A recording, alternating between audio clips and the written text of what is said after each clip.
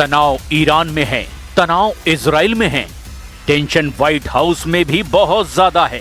दुनिया देख रही है कि पश्चिम एशिया में युद्ध रोकने की कोशिश के बीच बहुत बड़े युद्ध की तैयारी हो रही है।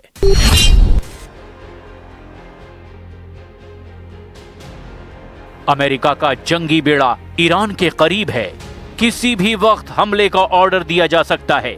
अमेरिका के लड़ाकू विमान लगातार ऑपरेशन के लिए तैयार हैं और इस जंग की तैयारी ने पूरे पश्चिम एशिया में कोहराम मचा दिया है। लेकिन इस वॉर मशीन से ज्यादा तनाव दे रहा है ज़ेलेंस्की का सबसे खतरनाक ऑपरेशन, जिसका मकसद है ठोको जनरल, छीनो डॉनबास।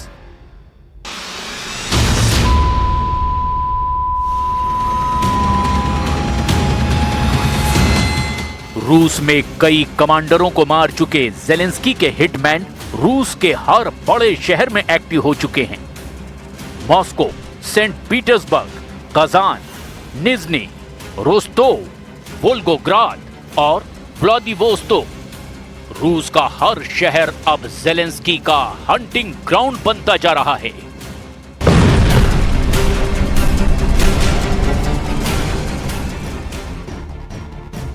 मॉस्को में उन ऊंची इमारतों के बीच कुछ ऐसा हुआ है जिसके बाद पुतिन और ज़ेलेंस्की की दुश्मनी कई गुना बढ़ गई है। यहां रूस की सेना के खुफिया डिपार्टमेंट GRU के एक बड़े कमांडर पर हमला हुआ है। GRU यानी रूस के मुख्य खुफिया निदेशालय के उप प्रमुख लेफ्टिनेंट जनरल व्लादिमीर एलेक्सेव को मॉस्को में गोली मारी गई। उन्हें गंभीर हालत में अस्पताल में भर्ती कराया गया है।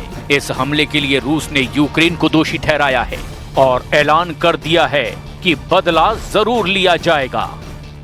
Режима Зеленского на постоянные провокации, нацеленные в свою очередь на срыв переговорного процесса и готового сделать все, чтобы только убедить своих западных.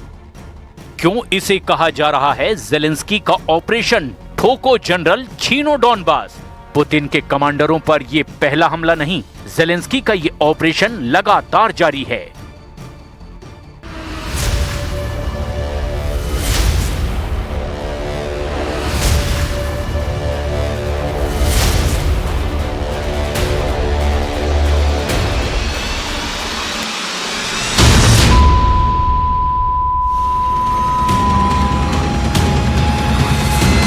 बाईस दिसंबर 2022 को मॉस्को में हुआ यह धमाका पुतिन को दहला चुका है।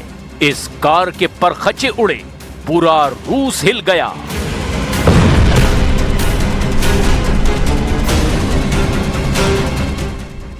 जब पुतिन का वो जिगरी जनरल मारा गया था जिस पर यूक्रेन युद्ध की बहुत बड़ी जिम्मेदारी थी।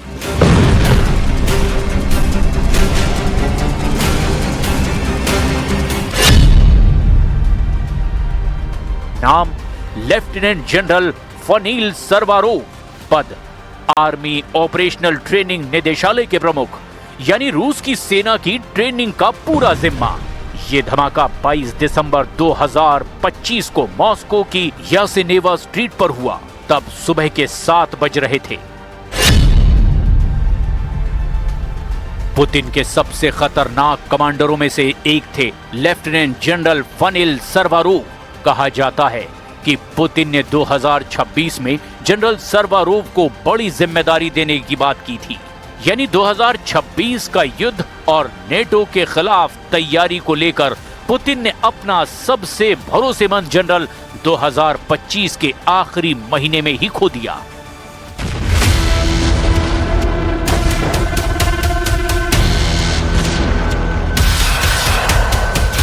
लेफ्टिनेंट फनील सरवारोव की कार में धमाका हुआ था। उनकी मौके पर ही मौत हो गई। पुतिन इस धमाके के लिए अपने सबसे बड़े दुश्मन को दंड जरूर देंगे और जब वो सजा देंगे तो उनकी लाठी में आवाज भी नहीं होगी। इस कार की हालत देखिए और अंदाजा लगाइए कि मर्डर करने वाले ने कितने पुख्ता तरीके से अपने टारगेट को खत्म कर दिया। ऐसी ही टारगेट किलिंग के खिलाफ पुतिन बदला लेने का ऐलान खुल्लम खुल्ला कर चुके हैं, लेकिन अब एक और कमांडर टारगेट अटैक का शिकार बना है। पुतिन के कमांडर लेफ्टिनेंट जनरल एलेक्सेव के साथ आखिर क्या हुआ? मॉस्को में इन इमारतों ने आखिर क्या देखा? कौन हैं लेफ्टिनेंट जनरल व्लादिमीर एलेक्सेव? वो क्यों माने जाते हैं पुतिन के बहुत ही खास कमांडर? और जनरल एलेक्सेव को मारने से यूक्रेन को क्या हासिल होगा? ये समझने से पहले देखिए कि आखिर मॉस्को में हुआ क्या था। मॉस्को के उत्तर पश्चिमी इलाके में ये वो अपार्टमेंट है जहां लेफ्टिनेंट जनरल एलेक्सेव को गोली मारी गई। एक हमलावर जिसकी पहचान अब तक हो ही नहीं सकी। वो रूस की सुरक्षा एजेंसियों के लिए अब बहुत बड़ा तनाव बन चुका है। लेफ्टिनेंट जनरल व्लादिमीर एलेक्सेव को कई गोलियां मारी गई। वो साल 2011 से रूस की सैन्य खुफिया एजेंसी GRU के डिप्टी कमांडर हैं।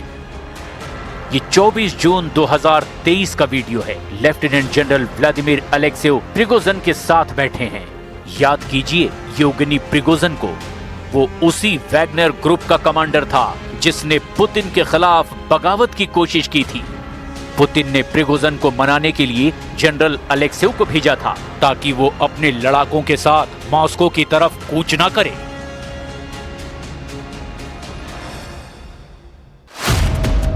साफ है, लेफ्टिनेंट जनरल व्लादिमीर एलेक्सेव हमेशा से पुतिन के बहुत खास कमांडरों में गिने जाते रहे हैं। वो हमेशा से यूक्रेन के टारगेट पर रहे हैं और यूक्रेन का यही मैसेज है कि ठोको जनरल, छीनो डॉनबास। यही वजह है कि व्लादिमीर पुतिन अपने कमांडर पर हुए हमले का बदला जरूर लेंगे। इसमें ज़ेलेंस्की को भी कोई शक नहीं होना चाहिए। Ну, мне кажется, что это было в районе 6:30. Пишут везде 7, но мне кажется, в 6:30, потому что в 7 уже полиция приехала. Ну, несколько вроде, насколько помню, несколько выстрелов. Ну, я просто проснулась от этого, я могла спать, что-то не слышать. Вот, поэтому, да, несколько выстрелов. Просто крики там о помощи, помогите, и потом я вызвала полицию. Все, как бы, все, что я слышала. Вот, и выскочили соседи и предложили, спросили, может быть, чем-то помочь, там, скорую вызвать полицию, но уже она все вызвала. मॉस्को में पुतिन के कमांडर पर हमला ऐसे वक्त में हुआ है जब यूक्रेन की जंग को 4 साल होने वाले हैं। इस जंग को खत्म करने के लिए डिप्लोमेसी जारी है, लेकिन युद्ध के बीच टारगेट किलिंग की कोशिश भी जारी है। पुतिन के कमांडरों पर ऐसे वक्त ज़ेलेंस्की के हिटमैन वार कर रहे हैं जब यूक्रेन का बड़ा हिस्सा रूस के कब्जे में है और उसको जंग के जरिए वापस हासिल करने की उम्मीद ज़ेलेंस्की के साथ नेटो को भी पूरी तरह से हो चुकी है। लेकिन युद्ध तो अब भी चल रहा है। ज़ेलेंस्की की किलर ब्रिगेड लगातार एक्टिव है और उसने पहले कई हमलों के जरिए अपनी मारक क्षमता का सबूत दिया है। ऐसे में सवाल है कि पुतिन अब अपने जनरल का बदला किससे और कैसे लेंगे। इसका खौफ सिर्फ यूक्रेन में नहीं, पूरे यूरोप से लेकर अमेरिका तक में फैल चुका है। यानी बदला ज़ेलेंस्की से लिया जाएगा, यूरोप से लिया जाएगा या फिर अमेरिका से लिया जाएगा, क्योंकि व्लादिमीर ज़ेलेंस्की के युद्ध में उनकी खुफिया एजेंसी SBU यानी सिक्योरिटी सर्विस ऑफ यूक्रेन को पूरा सहयोग इन्हीं के जरिए से मिल रहा है। डोनाल्ड ट्रंप से लेकर पूरा यूरोप जानता है कि रूस के कई कमांडर ऐसे ही मारे गए हैं। यूक्रेन की इंटेलिजेंस एजेंसी SBU रूस के अंदर कई ऐसे हमलों को अंजाम दे चुकी है जिसमें रूस के कई जनरलों को बहुत खामोशी से मौत के घाट उतारा जा चुका है। अब आप ये समझिए कि ज़ेलेंस्की की खुफिया एजेंसी को किस किस ताकत की मदद मिलती रही है, चाहे वो अमेरिका की CIA हो या फिर ब्रिटेन की MI6।